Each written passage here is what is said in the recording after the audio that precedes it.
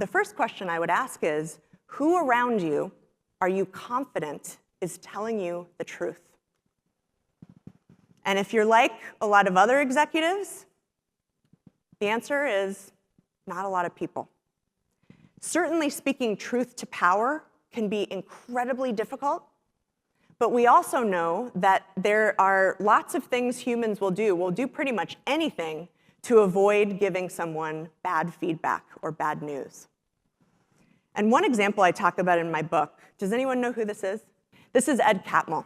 Ed Catmull was very famously Steve Jobs' mentor, and he founded Pixar. He was one of the people that founded Pixar. But before that, he was a brand new PhD from the computer graphics school. And his first job as a supervisor, he loved the vibe, right? He had two people that worked for him. They kind of saw him as one of the guys. He always knew what was going on. They invited him to drinks, to happy hour. And then the next position he had after that, he went to lead Lucasfilm's computer animation division. And obviously, that was a lot more visible. There was a lot more pressure on his shoulders, and he had a lot bigger of a team. And he noticed, sort of little by little, that he would go into a room and the conversations would stop. He noticed that he was getting mostly good news and almost no bad news. And he noticed, very visibly, that he was no longer being invited to these employee events.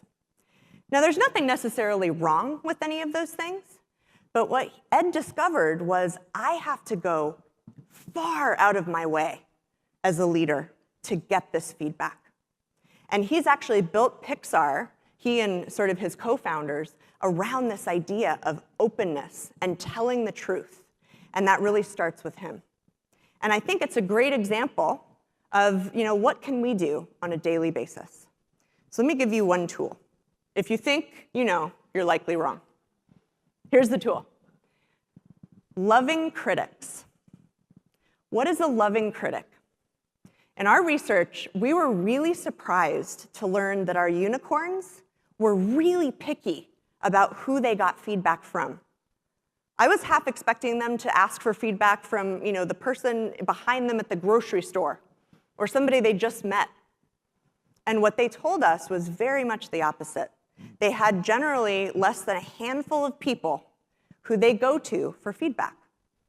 And they're positioned strategically in the areas of their life where they need feedback, so at home, at work, in the community. But the characteristics of these people were pretty consistent. Number one, the unicorns knew that they could trust them fully. So that's the loving part. They knew that they could trust them fully. Number two, though, they also were confident that this person would tell them the truth. And if you think about those two criteria, it's sort of hard to find them both in one person. And I think that's what your challenge is not all feedback is well-intentioned, not all feedback is helpful. So to find 2 or 3 loving critics in your world who can share this honest and open feedback with you. Now, I sort of know who I'm dealing with here. I know that many of you in this room might consider yourselves, self-awareness aficionados. You say, oh my gosh, well, I do get feedback. So I wanted to give you a tool, and this is something I'm actually going to give you a code that you can text at the end of this, and I'll send you a step-by-step guide so you can do this in your team. But this is a process that was developed out of GE. Many of you have probably heard of the new assimilation or new leader assimilation exercise. Does that ring a bell? It's this idea that you get a facilitator, you get your team, you lock the team in the room with the facilitator, you put up a bunch of flip charts and get anonymous feedback from your team on how you're showing up. And that's the principle behind it. I've done this exercise for many, many, many years, and even the leaders who have done it before, every time they complete the exercise, they get something new. So even those of you that are sitting here saying, well, I do that, what I would say is, when was the last time you exchanged that feedback to really figure out how you're showing up? And in my experience, usually about once a year is a good approach to take.